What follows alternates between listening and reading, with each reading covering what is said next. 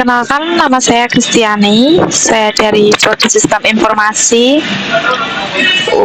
Universitas Terbuka UPBJJ Surakarta. Di sini saya akan membahas untuk tugas praktikum 1 mata kuliah basis data, di mana diberi sebuah contoh kasus. Ini contoh kasusnya, dan diminta untuk membuat entity relationship diagram atau ERD. Untuk pembuatan ERD dari kasus tersebut, langkah pertama yaitu mengidentifikasi dan menetapkan seluruh entity yang terlibat dalam sistem database. Nah, dari kasus ini, dari contoh kasus yang diberikan ini, dapat diperoleh atau diidentifikasi ada 3 entitas, yaitu mahasiswa, mata kuliah, dan dosen. Nah, untuk diagramnya itu ini ada 3 entity, mahasiswa, mata kuliah, dan dosen. Untuk tahap yang kedua yaitu setelah menentukan entity, kita akan menentukan atribut dari setiap entity. Nah, dari kasus tadi kan tidak dijelaskan bahwa setiap entity memiliki atribut apa kan. Nah, dari sini kita secara penalaran kita sendiri bahwa mahasiswa memiliki atribut NIM atau nomor induk mahasiswa dan juga nama mahasiswa. Dan untuk mata kuliahnya yaitu memiliki atribut kode mata kuliah dan juga nama mata kuliah. Dan sedangkan untuk dosennya memiliki NID ataupun nomor induk dosen dan juga nama dosen. Untuk diagramnya yaitu seperti ini. Mahasiswa memiliki atribut NIM dan juga nama mahasiswa. Dan untuk mata kuliah memiliki atribut kode mata kuliah dan juga nama mata kuliah. Dan sedangkan untuk dosen memiliki atribut nomor induk dosen atau NID dan juga memiliki atribut nama dosen. Dan untuk langkah yang ketiga yaitu mengidentifikasi dan menetapkan seluruh himpunan relasi di antara himpunan-himpunan entity yang ada beserta kunci tamu atau foreign key. Nah, dari kasus tersebut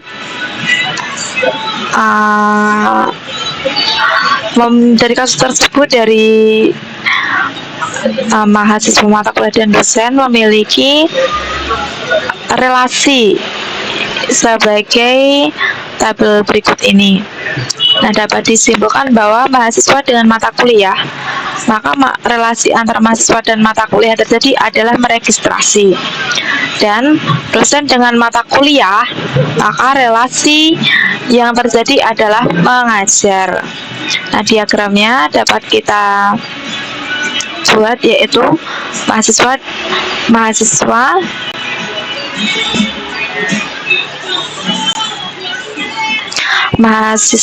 dengan mata kuliah yaitu meregistrasi ataupun diregistrasi. Sedangkan untuk dosen dengan mata kuliah, maka relasi mereka adalah mengajar. Dan selanjutnya kita akan masuk ke tahap yang keempat, yaitu menentukan derajat relasi untuk setiap himpunan relasi. Pada tahap keempat yaitu penambahan derajat kardinalitas. Dalam penambahan derajat kardinalitas, kita harus memahami kasus antar entity. Apakah entity tersebut 1 ke 1 atau 1 ke banyak atau banyak ke banyak. Dari kasus tersebut dapat diringkas sehingga kita dapatkan banyak mahasiswa meregistrasi banyak mata kuliah dan banyak dosen mengajar minimal 1 mata kuliah. Sehingga dari ringkasan kasus tersebut terbentuk derajat kardinalitas sebagai berikut. Untuk yang mahasiswa dengan mata kuliah, maka derajat kardinalitasnya yaitu dari banyak ke banyak atau M ke N. Dan untuk dosen dengan mata kuliah, maka derajat kardinalitasnya yaitu 1 ke banyak. Hasil dari penambahan derajat kardinalitas menghasilkan ERD atau Entity Relationship Diagram yang saling terhubung dan tergambar lebih lengkap. Cara membaca diagram tersebut adalah sebagai berikut. Mahasiswa dengan mata kuliah dapat dibaca banyak mahasiswa meregistrasi banyak mata kuliah atau minimal 1, maka derajatnya seperti ini. Banyak mahasiswa meregistrasi banyak mata kuliah minimal 1.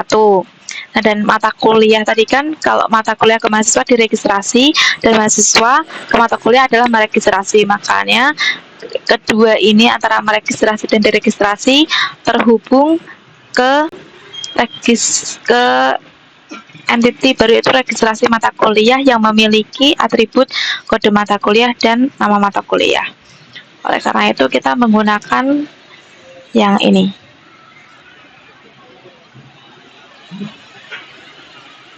yang cabangnya banyak gitu, karena mata kuliah banyak diregistrasi oleh banyak mahasiswa gitu. Makanya kita menggunakan yang seperti ada akar-akarnya ini.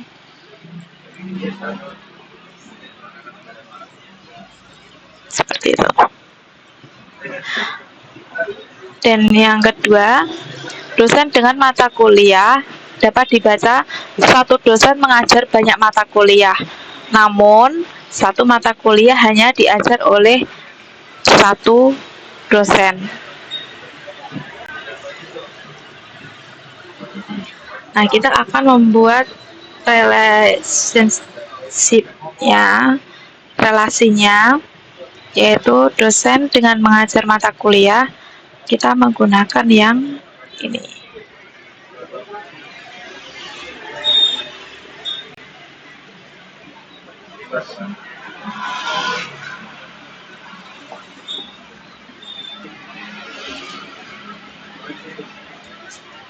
Dan untuk mata kuliah dengan dosen, kita menggunakan yang ini.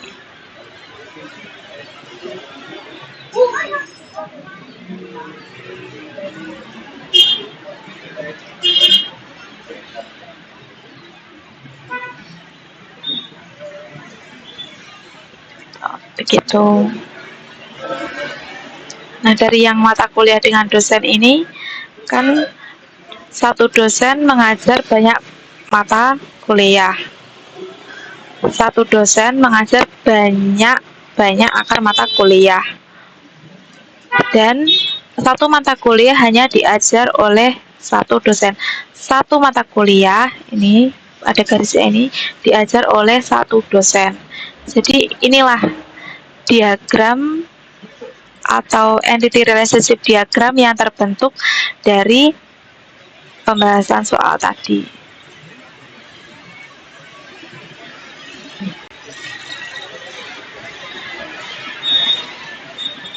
Dan untuk yang tahap kelima, melengkapi himpunan entitas dan himpunan relasi dengan atribut deskriptif atau non-K. Untuk tahap terakhir adalah tahapan kelima, yaitu melengkapi himpunan entitas dan himpunan relasi dengan atribut deskriptif atau non-K. Yang tadi atribut entitas atau relasi dengan atribut deskriptif yang non-K. Ini adalah registrasi mata kuliah dengan entiti registrasi mata kuliah dan memiliki atribut kode mata kuliah. Nah, ini tahap kelimanya kita tambahkan ini.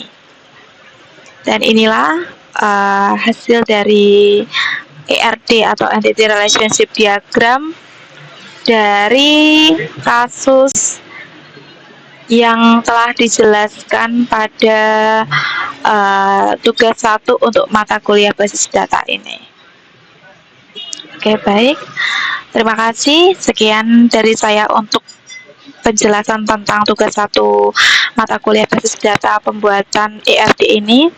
Jika ada kurang atau lebihnya saya mohon maaf, atau ada kesalahan saya mohon maaf, dan mohon dikoreksi untuk setiap kesalahan mungkin yang terdapati dalam penjelasan saya ini. Terima kasih, semoga bermanfaat.